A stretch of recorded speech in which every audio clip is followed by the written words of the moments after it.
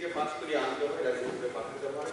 রাজ্য সরকার পাঠানোর পর ওরা সংশোধন করে সাংবিধানিক মতে পাঠিয়ে দিলে পর আবার বিদেশি মদত পুস্তক একটা ধর্মীয় গঠনে ওনারা ঢুকিয়ে দিয়ে দেন আসল জনজাতিদের যে চিরাচরিত কথাকে উজ্জ্বল রেখে আবার পাঠিয়ে দেন। তারা এখান থেকে আবার সংশোধন জনজাতিরা স্বীকার করে না, তারা বাস্তবে হচ্ছে তার জন্য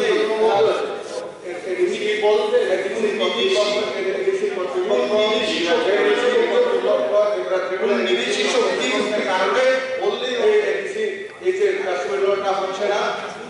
তার জন্য ওনাদেরকে আমি অনুরোধ করবো মাননীয় সদস্য ঠিক আছে, ওকে সদস্য ঠিক আছে স্যার। উনি আমার প্রশ্ন উত্তর দেওয়া কে আছে? না না মন্ত্রী, ঠিক আছে নিজেকে মন্ত্রী মন্ত্রী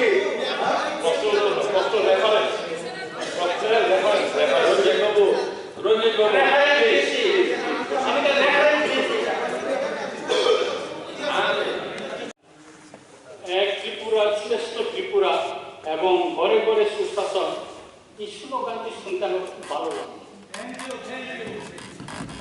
কিন্তু 92 প্যারা মাননীয় রাজ্যপালের ভাষণে এই সুশাসন এখন কি বাদ করেছে তা আমি একটু পরে আলোচনা করব। তার আগে গত আমাদের বিরোধী দলনেতা যে ভাষণটা দিয়েছেন এবং যে সংশোধনীতে এনেছেন সেটাকে সমর্থন করে আমি বলতে চাই। তারপরে এখানে অশোক স্তম্ভর আগে উনি একটা চিঠি লিখেছেন। তারপরে এই যে উনি পেজ ব্যবহার করেন, অশোক স্তম্ভ পেজ ব্যবহার করছেন। উনি কোনো নির্বাচিত সদস্য না, উনি কোনো নির্বাচিত সদস্য না। ওনার গাড়ির মাঝখানে ন্যাশনাল ফ্ল্যাগ লাগানো হয়েছে। ওএসডি একজন ওএসডি উনি নিয়োগ করেছেন, উনি হচ্ছেন ক্যাপ্টেন জে.এস. রাফে।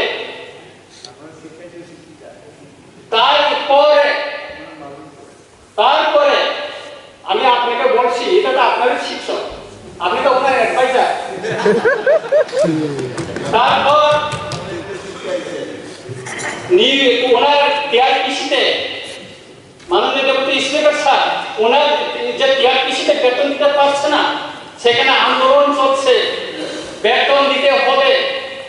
আর উনি ইংরাজি নববর্ষে সেই অঙ্কিতে গিয়ে খুব ড্যান্স দিয়েছে, খুব ডিস্কো ড্যান্স দিয়েছে সেখানে। আর ওইদিকে ওনার অফিসে কর্মচারীরা বেতন না পেয়ে আন্দোলন করছে। আমি আপনার মাধ্যমে মাননীয় মুখ্যমন্ত্রীকে জিজ্ঞেস করতে চাই যে একজন টিআরপিসি চেয়ারম্যান এবং যিনি নির্বাচিত বিধানসভার সদস্য না, তিনি অশোক স্তম্ভ লাগিয়ে তিনি প্যাক করতে পারেন কিনা, বিষয়টা আমি মাননীয় মুখ্যমন্ত্রীর কাছ থেকে জানতে চাই।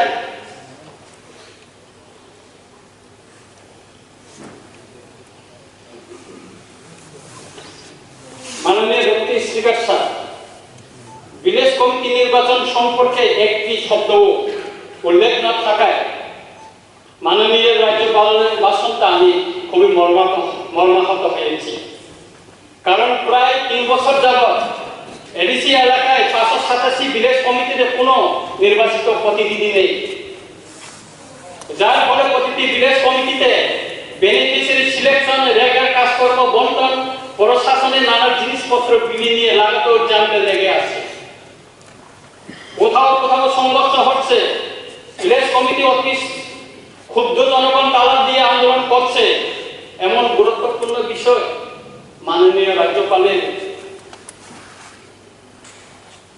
ভাষণে কোথাও একটি শব্দ উল্লেখ করলেন না তিনি, বরং তিনি যেটা গণতন্ত্র যে ব্যবস্থা সেটাকে কার্যকরী করার জন্য কোন পদক্ষেপ না নিয়ে বরং নীরবে তিনি গণতান্ত্রিক ব্যবস্থাকে সমর্থন করে গেলেন ওনার ভাষণে। তাই মাননীয় রাজ্যপালের ভাষণকে কোনোভাবেই সমর্থন করতে পারছি না মাননীয় ডেপুটি স্পিকার স্যার।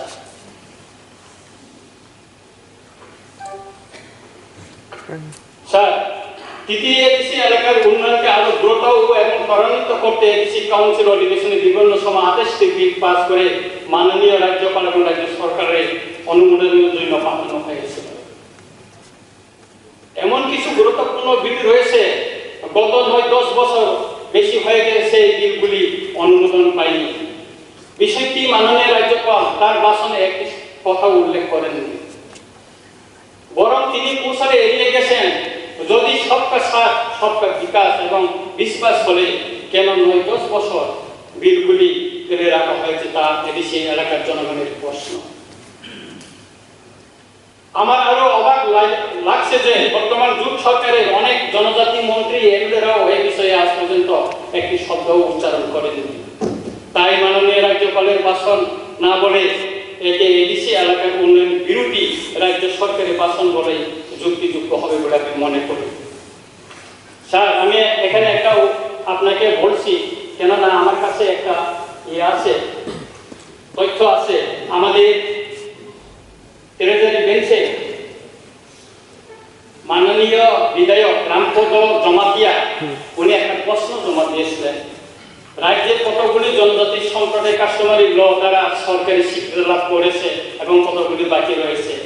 উত্তর, রাজ্যে বর্তমান জমাতিয়া সম্প্রদায় কাস্টমারি ল আইনি স্বীকৃতি লাভ করেছে এবং এখন পর্যন্ত 16টি সম্প্রদায় কাস্টমারি ল আইনি স্বীকৃতি পাওয়া বাকি রয়েছে, যেমন ত্রিপুরা, রিয়াং, গোসাই, চাকমা, কলই, উচই, রাংখল, চুরাই, গারু, ত্রিপুরি, কাইকেন, মৌসম, নোয়াখিয়া, রুপিনী, মোরাসি। এগুলি বিল স্যার এডিসি অধিবেশন পাস করে রাজ্য সরকারকে পাঠানো হয়েছে, এগুলি কোনো অনুমোদন পায়নি। সুতরাং আমাদের বিধায়ক রামপদ বাবু উনি মাঝে মাঝে খুব করেন, এই বিষয়ে আপনি এটা না করে একটু খোঁজ খবর নেন। মাননীয় ডেপুটি স্পিকার স্যার, তিন দিকে বাংলাদেশ ঘেরা ত্রিপুরা রাজ্যের সবচেয়ে বড় সমস্যা হচ্ছে বেআইনি অনুপ্রবেশ অথবা ইলিগাল মাইগ্রেন্ট। মাননীয় ডেপুটি স্পিকার স্যার, আপনি জানেন 1949 সনে ত্রিপুরা ভারত যুক্তরাজ্যে যোগদানের পর থেকে এই রাজ্যের লক্ষ লক্ষ বিদেশি নাগরিক তৎকালীন পূর্ব পাকিস্তান অধুনা বাংলাদেশ থেকে ত্রিপুরায় বেআইনিভাবে অনুপ্রবেশের ফলে সংখ্যাগরিষ্ঠ ভূমিপুত্র ত্রিপুরা সারা চরম সংকট হয়ে গেছে। কিন্তু আজও এই বেআইনি অনুপ্রবেশ বন্ধ হচ্ছে না রাজ্য প্রশাসনের দুর্বলতার কারণে অথবা রাজনৈতিক স্বার্থের কারণে। প্রায় প্রতিদিন স্থানীয় দৈনিক পত্রিকা খুলে দেখা যায় বেআইনি অনুপ্রবেশকারী গ্রেপ্তার হওয়ার খবর। যারা গ্রেপ্তার হয়েছে তাদের খবরে শুধু বাহির হচ্ছে, কিন্তু এর বাইরে প্রতিদিন আর কত বিদেশি নাগরিক বেআইনিভাবে অনুপ্রবেশ করছে তার কোনো খবর আমাদের জানা নেই। এই গুরুত্বপূর্ণ বিষয়টিও মাননীয় রাজ্যপালের ভাষণে কোথাও উল্লেখ নেই। মাননীয় ডেপুটি স্পিকার স্যার, অপরদিকে সীমান্তে কাটাতারে বেড়ে দেওয়ার কাজ এখনো সম্পূর্ণ হয়নি। মোবাইল কার্ড সোর্স এমটিএফ থাকার পরেও সীমান্তবর্তী এলাকায় রাস্তার চেকপোস্ট বসে অনুপ্রবেশকারীদের চেক করার কোনো ব্যবস্থা নেওয়া হচ্ছে না। আমার অনুরোধ হলো এই গুরুত্বপূর্ণ ইস্যুটি রাজনৈতিক স্বার্থ বিবেচনা না করে দেশের নিরাপত্তার প্রশ্নে অবিলম্বে বেআইনি অনুপ্রবেশ বন্ধ করতে হবে এবং এনআরসি চালু করে প্রকৃত ভারতীয়দের জাতীয় অস্তিত্ব রক্ষার জন্য যথাযথ ব্যবস্থা করতে হবে। সর্বশেষ পত্রিকা আমার কাছে 50টার মতন আমি নিয়ে আছি, এই ট্যাবলেটে আছে, এটা বিধানসভা থেকে দেওয়া হয়েছে, এখানে 50টার উপর আমি পেপার কাটিং করে রেখেছি। সর্বশেষ 3 জানুয়ারি কয়লা শহরে 3 জন রোহিঙ্গা বেআইনি অনুপ্রবেশ করার খবর হরিয়ার পত্রিকায় বাইরে উঠেছে, তার কাছে কেটে।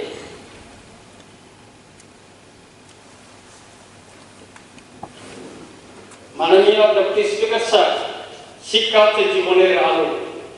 শিক্ষা না থাকলে আমরা অন্ধকারের জীবনযাপন সমান বলে মনে করি। তাই 2018 সনের বিধানসভা নির্বাচন আগে বর্তমানে বিজেপি এবং আইপিপি জোট সরকারের নেতা নেত্রী এবং কেন্দ্রীয় মন্ত্রী সহ দলের পর্যবেক্ষকরা প্রতিশ্রুতি দিয়েছিল যদি বিজেপি আইপিপি জোট সরকার ক্ষমতায় আসে তাহলে প্রতিটি বিধানসভা কেন্দ্রে একটি করে ডিগ্রি কলেজ স্থাপন করা হবে বলে।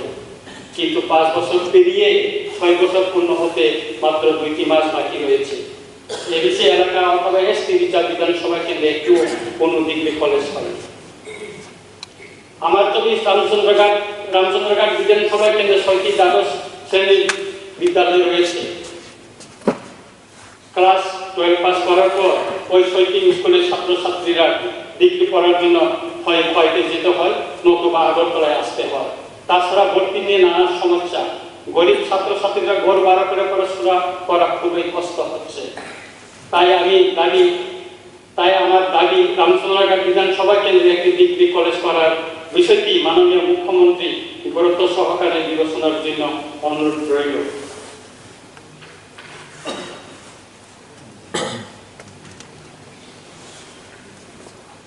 মাননীয় ডেপুটি স্পিকার স্যার, আপনি প্রতিদিন দৈনিক পত্রপত্রিকায় নিশ্চয়ই লক্ষ্য করেছেন যে মাঝে মাঝে বিভিন্ন এসডিএম অফিস থেকে ভুয়া কাগজপত্র জোগাড় করে দালালের মাধ্যমে ব্যাংক নগরকারী বিদেশি বাংলাদেশিরা Aadhaar card, ration card, pan card এবং পার্মানেন্ট রেসিডেন্ট সার্টিফিকেট অথবা পিআরটিসি বাইর করে নেওয়া খবর।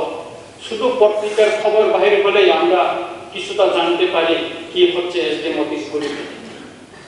এর বাইরে দৈনন্দিন আর কত ভুয়া কাগজপত্র জোগাড় করে দালালের মাধ্যমে কাগজপত্র করে নিচ্ছে তার কোনো হিসাব নেই। এসডিএম অফিসের কিছু সরকারি কর্মচারীর সহযোগিতায় এমনটা হচ্ছে বলে জনগণের অভিযোগ পত্রপত্রিকায় লেখা হচ্ছে। এই গুরুত্বপূর্ণ বিষয়টিও মাননীয় রাজ্যপালের ভাষণে কোনো উল্লেখ নেই। মাননীয় স্পিকার স্যার, আমার অনুরোধ হলো মাননীয় মুখ্যমন্ত্রীর নিকট বিষয়টি গুরুত্ব হিসেবে বিবেচনা করে যথাযথ ব্যবস্থা নেওয়া, কারণ এর সঙ্গে দেশের নিরাপত্তা এবং জনগণের দায়িত্ব নির্ধারণের ক্ষেত্রে রাজনৈতিক এবং সামাজিক সমস্যা বাড়াতে পারে।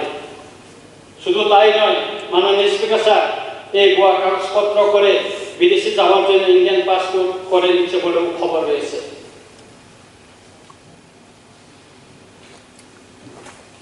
মাননীয় ডেপুটি স্পিকার স্যার, আগরতলা শহরের দূরদূরান্ত গ্রাম পাহাড় থেকে বহু জনজাতি বেকার যুবক এবং মা বোনরা শাকসবজি বিক্রির জন্য আসে, কিন্তু তাদের জন্য স্থায়ী কোনো মার্কেট সেট নেই অথবা জায়গা নেই।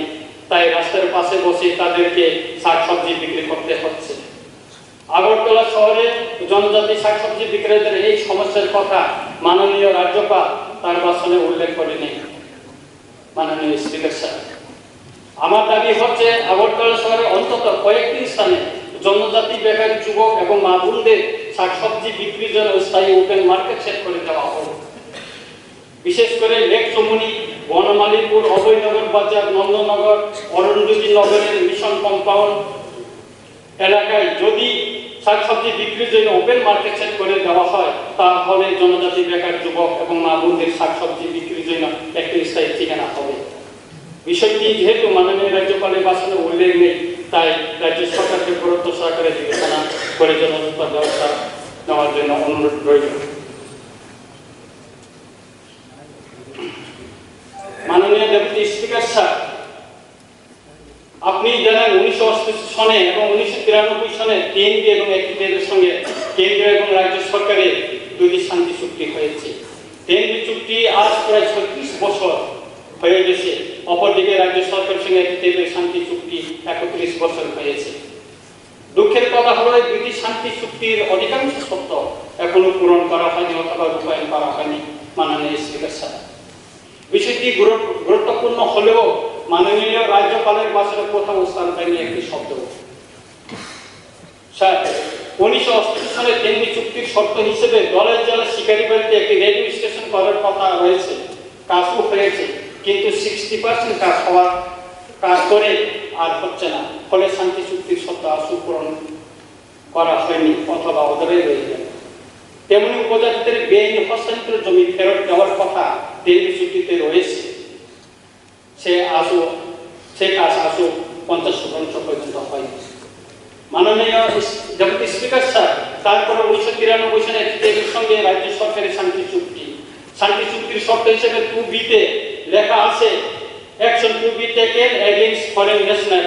আমি চুক্তির কপিও এখানে নিয়ে এসেছি, যদি প্রয়োজন হয় আমি করতে পারবো। এখানে কপি আমি নিয়ে এসেছি, এখানে আমার কাছে দুইটা চুক্তি কপি আছে। মাননীয় স্পিকার স্যার, কিন্তু আজ পর্যন্ত শান্তি চুক্তির এই শর্ত পূরণের জন্য রাজ্য সরকার কোনো পদক্ষেপ নিয়েছে বলে চোখে পড়ছে না। তেমনি শান্তি চুক্তির 2E-তে উল্লেখ রয়েছে introduction of inner line permit. এই শর্ত পূরণ করার জন্য রাজ্য সরকার কেন্দ্রীয় সরকারের নিকট কোনো প্রপোজাল পাঠিয়েছে কিনা তাও আমরা জানি না। এইভাবে আরো অনেক গুরুত্বপূর্ণ শর্তগুলি এখনো পূরণ করা হয়নি মাননীয় স্পিকার স্যার। আমার দাবি হচ্ছে, যেহেতু সশস্ত্র বিদ্রোহী গোষ্ঠীর সঙ্গে রাজ্য এবং কেন্দ্রীয় সরকার দীর্ঘ আলোচনার মাধ্যমে শান্তি চুক্তি স্বাক্ষর করেছে এবং শর্তগুলি পূরণ করার জন্য লিখিত প্রতিশ্রুতি দিয়েছে, তাই আমার অনুরোধ হচ্ছে অবিলম্বে এই শান্তি চুক্তির শর্তগুলি পূরণ করা হোক। শুধু তাই নয়, আসাম চুক্তির ত্রিপুরাতেও এনআরসি চালু করে অবিলম্বে শান্তি চুক্তির শর্ত হিসেবে বেআইনি অনুপ্রবেশকারী বিদেশি নাগরিকদের শনাক্ত করার কাজ শুরু করা হোক। মাননীয় স্পিকার স্যার।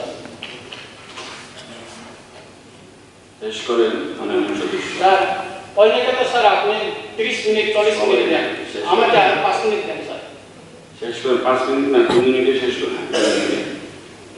স্যার, রামচন্দ্রঘাট বিধানসভা কেন্দ্রে রামদেব ভিলেজ কমিটির অধীন গঙ্গারাই কৃষা রয়েছে। সারা বছর এই নদীতে জল থাকে। এলাকার মানুষের দাবি হচ্ছে একটি সুইচ গেট করে নদীর জল আটকে শত শত কৃষি জমিতে ধান চাষ করা। বিষয়টি আমি কৃষা মিটিং এবং প্রায় প্রতিটি ডিস্ট্রিক্ট মিটিংয়ে তুলেছি, কাজের কাজ কিছু হয়নি। এলাকাবাসীর তরফ থেকেও আমার ফরওয়ার্ডিং নিয়ে মাননীয় উপজাতি প্রধানমন্ত্রী সহ কৃষি দপ্তরের কর্মকর্তাদের নিকট বহু দরখাস্ত করেছে বলে আমাকে জানিয়েছেন। বিষয়টি কেউ কোনো গুরুত্ব দিচ্ছে না, তাই মাননীয় মুখ্যমন্ত্রী এবং কৃষি মন্ত্রীর নিকট আমার অনুরোধ হলো বিষয়টি গুরুত্ব সহকারে বিবেচনা করার জন্য। স্যার, বাইজারবাড়ি পুলিশ আউটপোস্টকে ফুল প্লেজ পুলিশ স্টেশন ঘোষণা প্রায় 5 মাসের অধিক সময় পেরিয়ে গেছে। একসঙ্গে আরো কয়েকটি যে আউটপোস্টগুলিকে ফুল প্লেজ পুলিশ স্টেশন ঘোষণা করা হয়েছে, ইতিমধ্যে মাননীয় মুখ্যমন্ত্রীর হাত ধরে উদ্বোধন হয়ে গেছে। সম্প্রতি মাননীয় মুখ্যমন্ত্রী রামচন্দ্রঘাট বিধানসভা কেন্দ্রের পরিদর্শনে গেলে আমার অনুরোধে তিনি বাজারবাড়ি আউটপোস্টে যান এবং সমস্যার কথা শুনেন। শুধু একটি এনওসির জন্য এই আউটপোস্টটি ফুল প্লেজ পুলিশ স্টেশন উদ্বোধন করা যাচ্ছে না। আমি স্বাস্থ্য দপ্তরের ডাইরেক্টর থেকে পুলিশ ডিজি এসপি এবং মাননীয় মুখ্যমন্ত্রী বিষয়টিকে সমাধানের জন্য অনুরোধ করে চিঠি লিখেছি। চিঠি কপি আমার এখানে আছে, চিঠি আমি কপিগুলি নিয়ে আছি এখানে, এগুলি অনেক কপি নিয়ে আছে স্যার, এখানে আমার কাছে কপিগুলি আছে। তাই আমার অনুরোধ হচ্ছে মাননীয় মুখ্যমন্ত্রীর নিকট বিষয়টি গুরুত্ব সহকারে দেখেন এবং অবিলম্বে এনওসি দিয়ে এগুলি ব্যবস্থা করার জন্য। স্যার, আমার বক্তব্য আপনার কথা মতে শেষ করতেছি। মাননীয় বিরোধী দলের নেতা শ্রী অনিমেষ দেবনাথ মহাশয় এক প্রশ্নের জবাবে 9/1/2024 তারিখে উত্তর দেওয়া হয়েছে। তাতে দেখা গেছে ট্রাইবাল ওয়েলফেয়ার ডিপার্টমেন্টের প্রচুর টাকা পড়ে রয়েছে। আমি কপিতে নিয়ে আসছি।